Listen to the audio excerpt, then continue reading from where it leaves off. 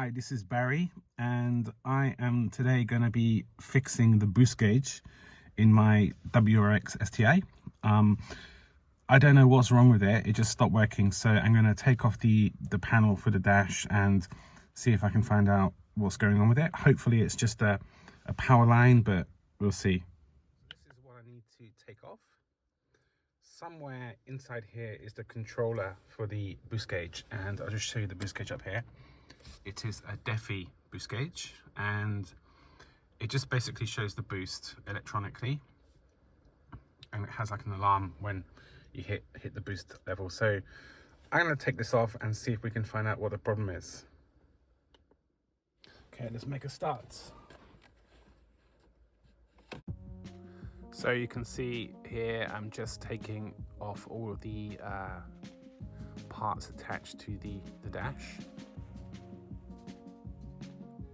It's actually pretty difficult to get everything off because the plastic is very brittle, so you can't put anything too hard, and I can't actually remember exactly how to take it off. So I was trying to be careful here, but as you can see I managed to get the front part off, and I'm just trying to remove the wires for the air conditioning just so I can get a bit more access behind that.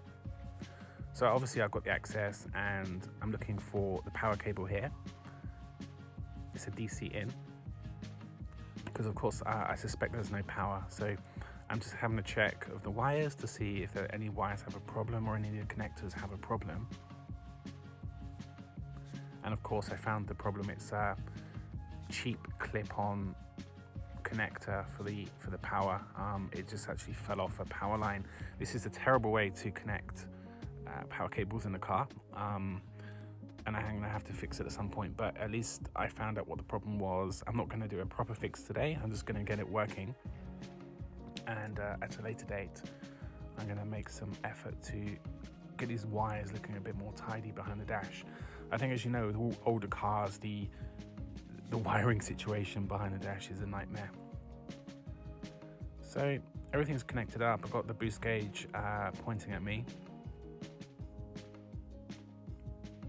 We're just gonna put the ignition on, and yes, it works. So the problem was the power cable.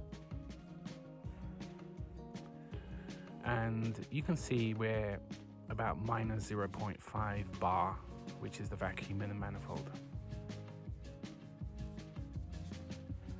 So it's working, and now I can actually get everything screwed back in. It's not as easy as it looks because the computer for the boost gauge, there's not really any space to put it behind the dash, and I have to kind of wedge it behind the ashtray, which is a terrible way to do it, but it's the only way I've been able to get it in there.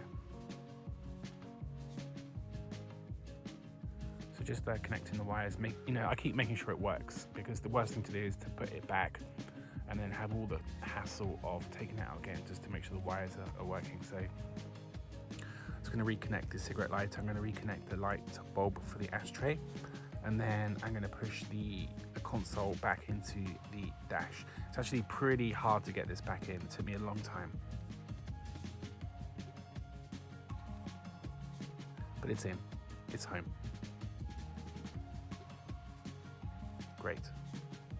So this is the end result. You can see the boost gauge is working when we start the engine.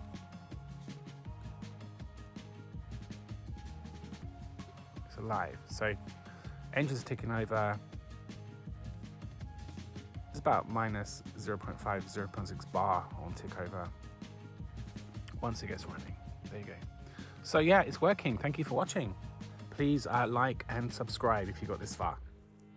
See you later.